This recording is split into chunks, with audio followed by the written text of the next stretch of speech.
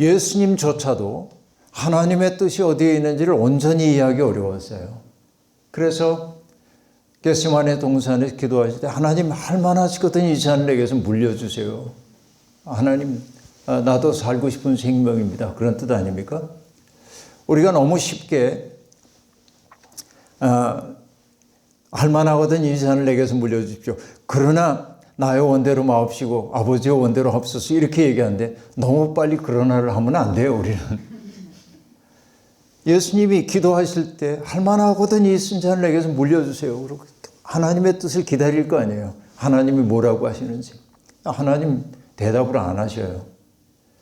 그때 그 시면을 거치고 나서 주님이 비로소 뭐냐면은 하나님의 뜻을 내 속에 수용하는 거예요. 이해할 수가 없지만.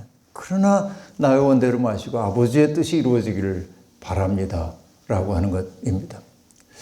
여러분, 우리가 살다 보면은 정말 많은 그 경우에 하나님의 일을 어떻게 해야 하는지에 대한 그 궁금증이 생길 때도 있습니다. 여러분, 살다 보면 내가 병들 수도 있어요. 어려운 일을 겪기도 합니다.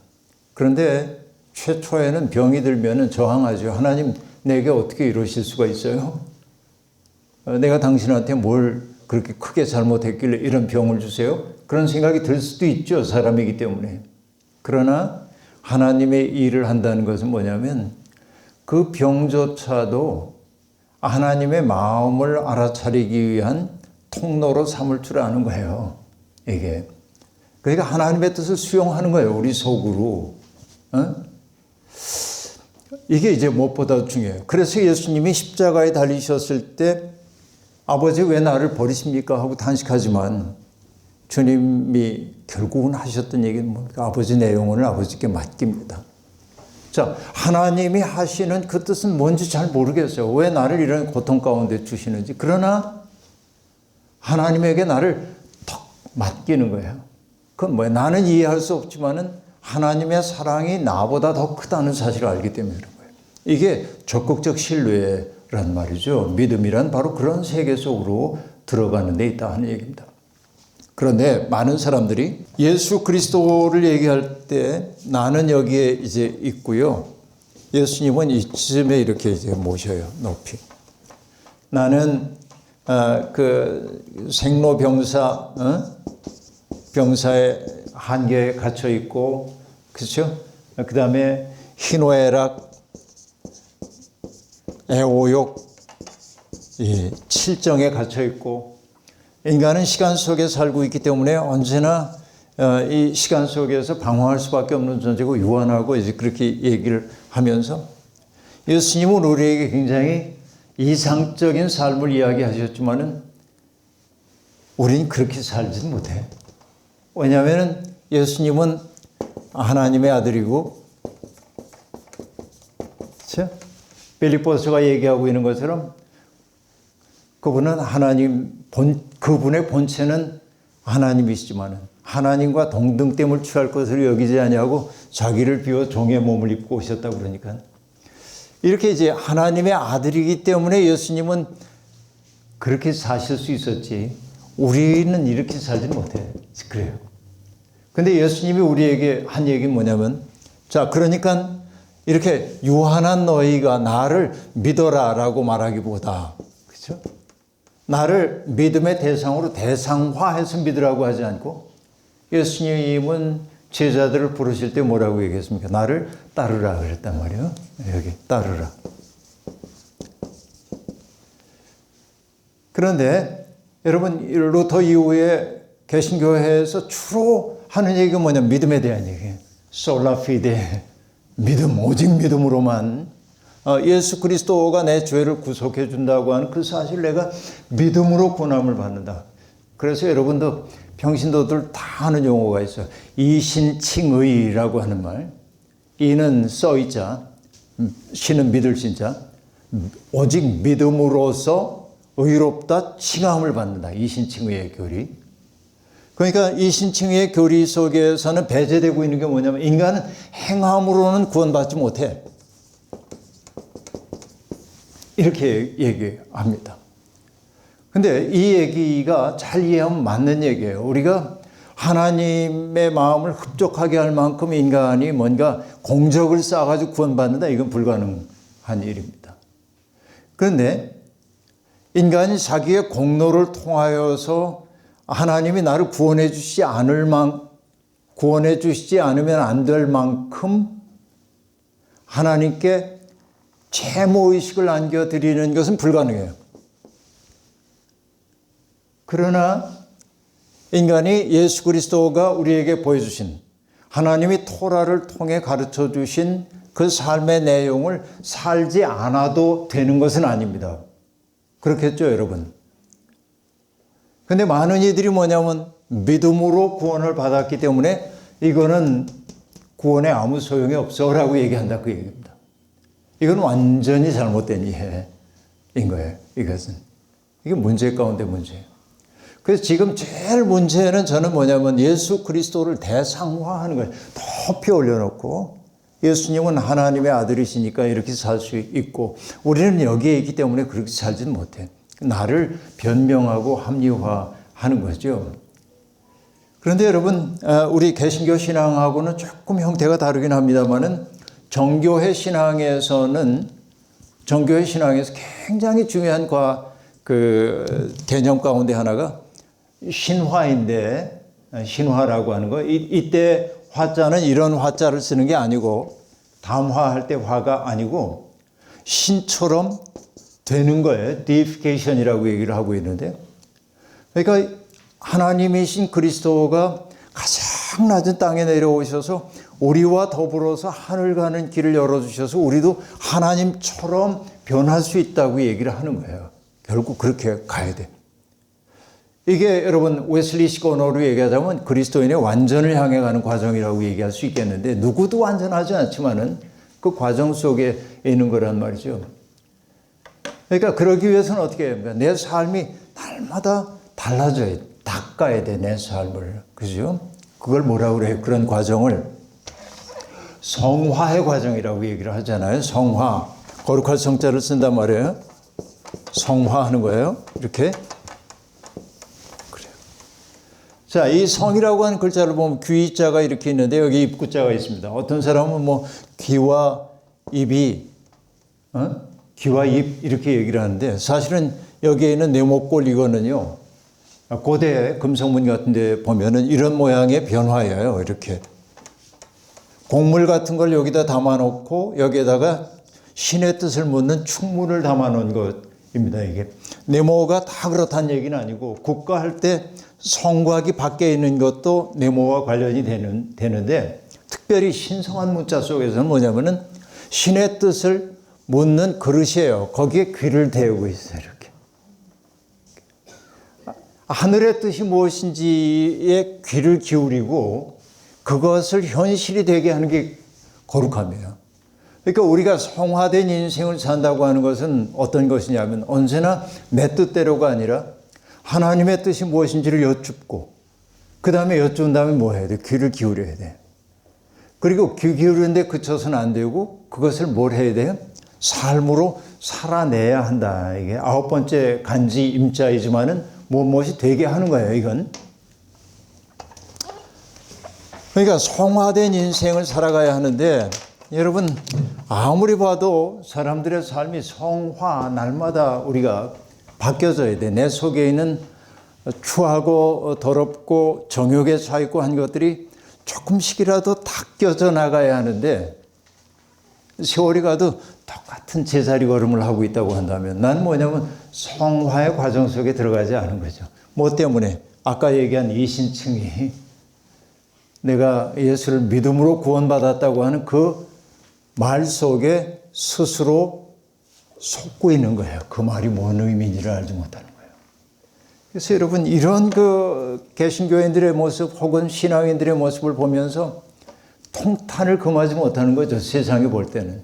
그래서 여러분 지난주에 마지막에 제가 뭐라고 얘기했냐면 김지아 돌아가셨습니다만 김지아 시인의 금관의 예수 얘기를 좀 하고 싶다고 얘기를 했습니다.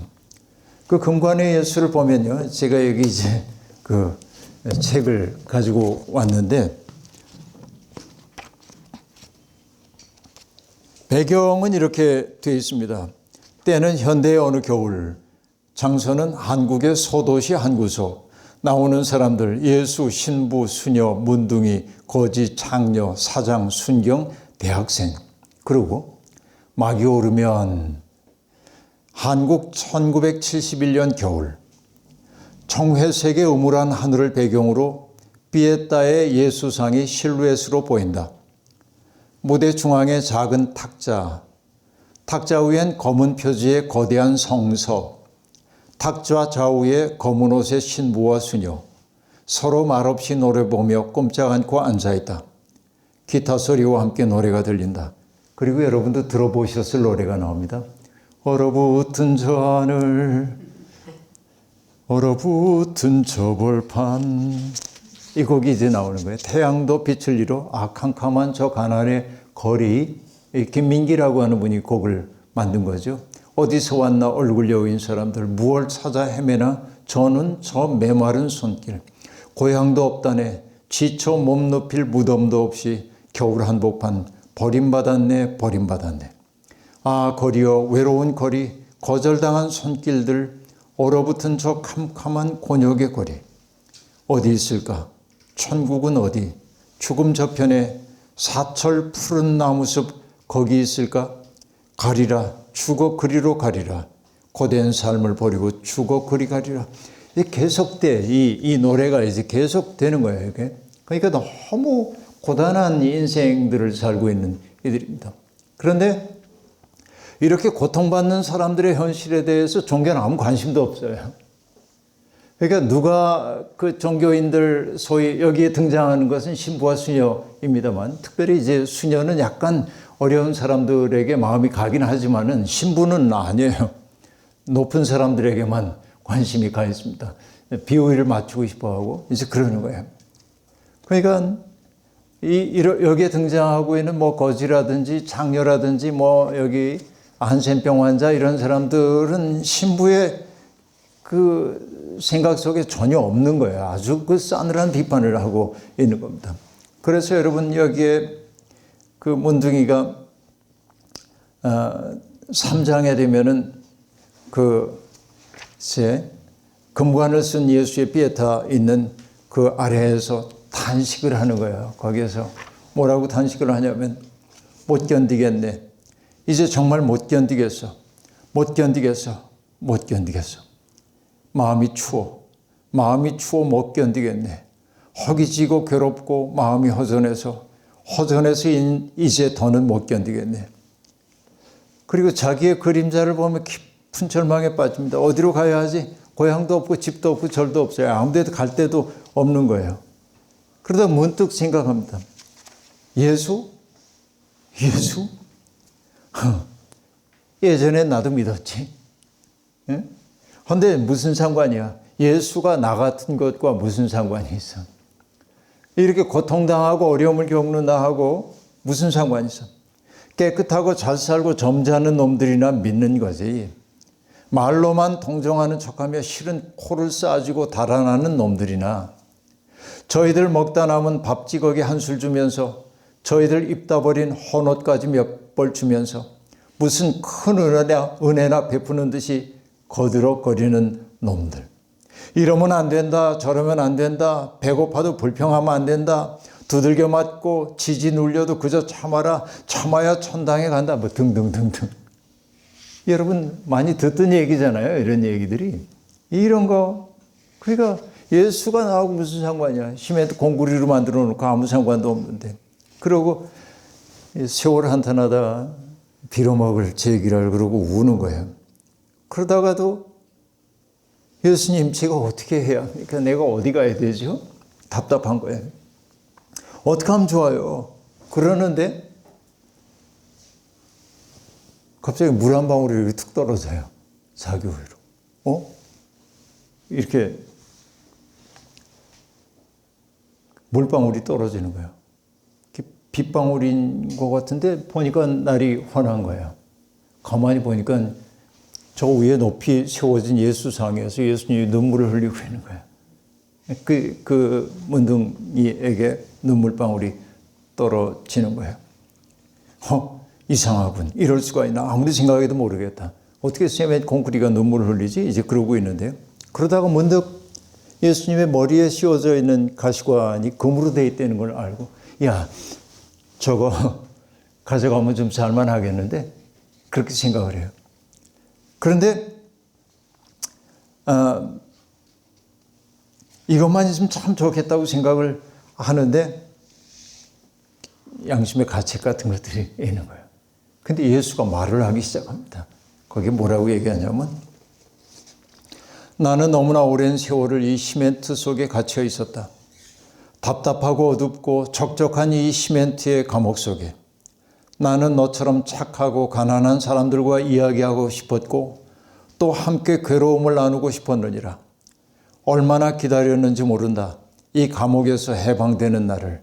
해방되어 너희들 속에, 너희들의 그 불행 속에 내가 다시금 불꽃으로 살아 타오를 날을. 그런데 내가 왔다. 내가 가까이 와 내 입을 열었다. 내가 너에게 구원받았는지라.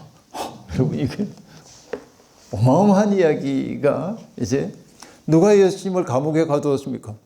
그 잘난 놈들이 경배의 대상으로 나를 딱 올려놓고 금관 씌워서 입을 다물게 만들었다는 거야. 근데 지금 내가 와가지고 내 입을 열게 만들었잖니.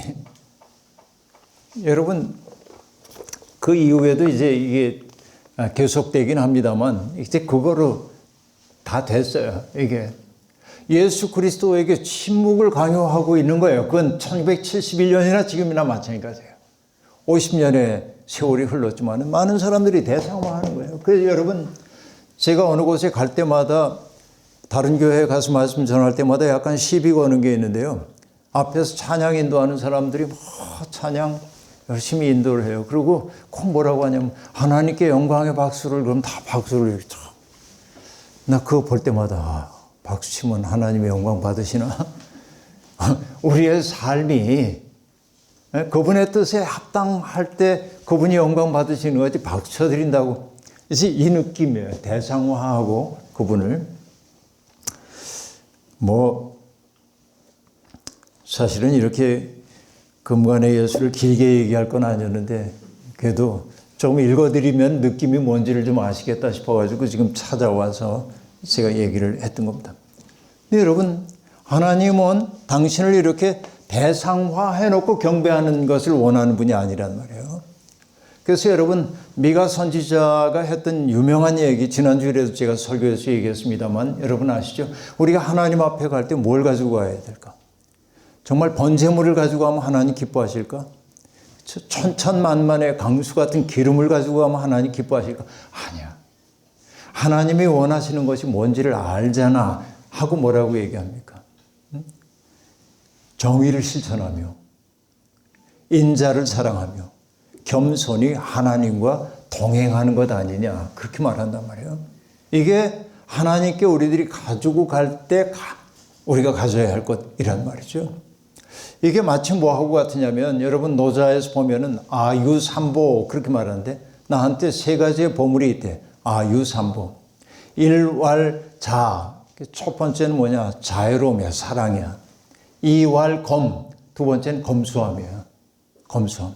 그래서 세 번째는 뭐냐? 불감의 천하선, 그렇게 말하는데, 감히 세상 앞에 중불나게 나를 내보내지 않는 것. 이게 내가 가진 세 가지의 보물이라고 얘기해. 아유삼보, 일왈자, 이왈검, 삼왈 불감의 천하선, 그렇게 말하고 있는데, 미가의 이야기하고 딱 통하는 거예요. 우리가 하나님 앞에 갈 때 가지고 가야 하는 것은 바로 그런 것들이란 말이죠. 이게 중요한 거예요. 근데 결국 그것을 가지고 간다는 것은 뭐냐? 하나님을 어떤 분으로 보는 거냐면, 인간의 현실과 무관한 하나님을 절대 타자. 하나님은 무소부재하시고, 능치 못할 일이 없으시고, 전지전능하시고, 이렇게 이제 절대 타자, 우리와는 완전히 구별되는 절대 타자로서의 하나님을 사람들은 하나님의 이미지로 가지고 있지만은, 그러나 성서가 우리에게 전해주는 하나님은 이런 모습도 있지만, 동시에 그 하나님은 가장 낮은 자리에 있는 사람의 신음소리를 귀 기울여 들으시는 분이시란 말이죠. 이게 성서 신앙의 어떤 핵심적인 내용에 속한다고 얘기해요. 절대 타자이지만은 인간과 더불어서 인격적 사귐을 갖고 싶어하는 존재란 말이죠. 이게 하나의 핵심이라고 볼 수 있습니다. 그러니까 인간의 현실에 연루되기를 꺼리지 않는 분이 하나님이다 하는 얘기이죠. 그래서 여러 차례 말씀을 드렸습니다마는 파스칼이 했던 이야기이죠. 우리가 믿는 하나님은 철학자들의 하나님. 그러니까 여러분, 철학자들이 이제 하나님의 신존재 증명을 하려고 그러잖아요. 이게 이제 굴러가요, 이렇게. 그러면 굴러가는 결과가 있는데, 굴른 까닭은 뭐예요? 원인이 있기 때문이죠. 누군가가 굴렸을 거 아니에요. 원인과 결과의 연쇄이잖아요. 나는 이걸 왜 굴렸을까? 그랬더니 내 마음속에 복잡하게 뭔가 나쁜 게 떠올라서 굴렸어. 왜 그런 일이 떠올랐을까? 김형욱 전사 때문에 그래. 뭐 등등. 원인과 결과의 연쇄로서. 근데 맨 위로 이렇게 거슬러 올라가다 보면은 원인이긴 하지만 결과는 아닌 존재가 있대. 거슬러 가다 보면 그분이 하나님이래. 이게 신존재 증명에서 중요한 일 가운데 하나입니다. 그런 방식이에요. 여러분, 그 얘기 들으니까 하나님이 계시구나. 하나님이 그런 분이구나 느껴져요? 아니잖아요. 원리로서의 하나님이 우리에게 확 와닿지를 않는다. 그런 얘기입니다. 성서는, 또 히브리 성서는 하나님의 존재에 대한 그런 아무런 논증을 하고 싶은 생각이 없습니다. 히브리 성서는 뭐냐면 하나님 계셔. 그분이 우리가 어떻게 살기를 원하시는지에 대한 고민이 있어요. 그래서 이 파스칼이 하고 있는 얘기는 뭐냐면 우리가 믿는 하나님은 철학자의 하나님이 아니라 그 다음에 뭐라고 하냐면 아브라함의 하나님, 이삭의 하나님, 야곱의 하나님이래요. 그 얘기는 뭡니까? 아브라함의 삶 속에 개입하시고 그를 인도하시고 그를 지키시고 보호하시고 복 주시고 힘을 내도록 북돋워 주시는 그 하나님이라는 거예요. 그러니까 여러분, 그 하나님을 아브라함의 하나님, 이삭의 하나님, 야곱의 하나님이라고 말하는 순간 그 이름은 확장돼도 괜찮은 거예요. 내 어머니의 하나님이고 나의 하나님이고 내 아들의 하나님이고 그죠? 여러분 각자의 하나님이란 말이에요. 하나님은 그러니까 아브라함과 이삭에게만 복을 주신 분이 아니라 이 자리에 있는 우리들 각자와 다 관계를 맺는 존재란 말이죠. 바로 이것이 인격적 사귐을 원한다는 말 속에 담겨있는 의미인 것입니다. 하나님은 바로 그런 존재입니다. 그런데 인격적 관계를 맺을 때 하나님은 어떤 분이냐면 이런 분입니다. 이런 관계를 통해서 하나님은 우리에게 창조적 삶을 살도록 하고 싶어 하십니다. 자, 이게 어떤 얘기냐면 여러분, 모세가 호렙산 떨기나무 속에서 임재하시는 하나님과 만났을 때 너 내 부탁을 좀 들어줘. 바로에게 가가지고 내 말 좀 전해. 하고 얘기할 때 모세가 예스 그러지 않잖아요. 제가 그 일을 감당할 만한 사람이 못 됩니다. 그런데도 하나님은 지싯 그 모세에게 뭐 어떻게 저항해 볼 수 없을 정도로 모세를 몰아가고 있는 거예요. 그래서 모세가 변명하죠. 내가 가서 말을 전할 텐데 누가 나를 보냈냐고 그러면 뭐라고 해야 돼요? 그러자 하나님이 당신의 이름을 밝힙니다. 나는 뭐라고 해요? 스스로 있는 자다. 나는 스스로 있는 스스로라고 하는 것은 자연할 때 그럴 연자 아니에요? 스스로 있는 거? 있다. 스스로 자자이기도 하고 이렇게 자연이란 얘기가 아니고 스스로 있다라고 한 말이 어려워요. 사실은 존재의 근원이란 말이기도 할 텐데 저게 이해하기가 어려워요. 그러나 나는 나다라고 하는 히브리 말의 번역을 정확하게 하자면 뭐냐면 나는 나이고자 하는 나다예요. 다시 얘기하면 나는 나다예요. 어느 누구에 의해서도 자유가 제한되지 않고 어느 누구에서도 조정되지 않는 나이고자 하는 나인 것이에요. 그러니까 하나님은 뭐냐면 언제나 미래적 사건을 빚어내시는 분이란 말이에요. 이게 바로 창조성이에요. 인간과 인격적 관계를 통해서 뭔가 창조적 삶을 가능하도록 하는 분이 바로 하나님이라고 얘기를 하고 있는 것이죠. 이게 이제 중요합니다. 하나님은 그러니까 어떤 의지를 가지고 인간으로 하여금 당신의 뜻과 당신의 마음을 살아내도록 부추겨 주시는 분이란 말이죠. 그러니까 우리가 물어야 할 것은 뭐냐면 하나님의 의지가 뭔지에 대한 질문을 던져야 돼요. 근데 악마는 하나님의 그런 거룩한 의지는 말하지 않습니다. 이런 관계 속에서 당신의 사랑하는 그 백성들을 창조적 삶으로 인도하려고 하는 하나님의 사랑과 의지는 이야기하지 않고 사탄이 하는 건 뭐냐면 신이 정말로 너를 사랑한다면 내가 이렇게 할 때 권능을 보이실 걸 그걸 입증해 보려는 거예요. 그러니까 여러분 굉장히 복잡한 길을 걸어 여기까지 온 것처럼 보이지만은 무슨 뜻인지 이해가 되십니까? 이게 사탄은 하나님과 인간의 관계를 단절시키고 있는 거예요. 지금. 그러니까 내가 정말 그분의 사랑을 받는 존재라고 한다면은 그 사랑을 가시적으로 입증해 봐라는 얘기입니다. 그 입증하는 게 뭐예요? 뛰어내려 봐. 그럼 하나님이 천사를 보내서 너를 딱 받아주면 입증된 거야. 난 그럼 믿을게. 그 얘기입니다. 사탄이 이렇게 교묘합니다. 이게 위험한 거라고 볼 수 있습니다. 만약에 예수님이 그걸 입증하기 위해 성전에서 뛰어내린다고 한다면은